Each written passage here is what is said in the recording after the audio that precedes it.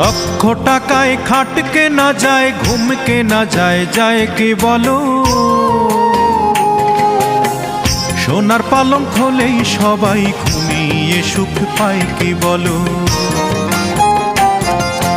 লক্ষ টাকায় খাট কেনা যায়, ঘুম কেনা যায়, যায় কি বলো? সোনার পালঙ্ক হলেই সবাই ঘুমিয়ে সুখ পায় কি বলো? সোনার পালঙ্ক হলেই সবাই ঘুমিয়ে সুখ পায় কি বলো?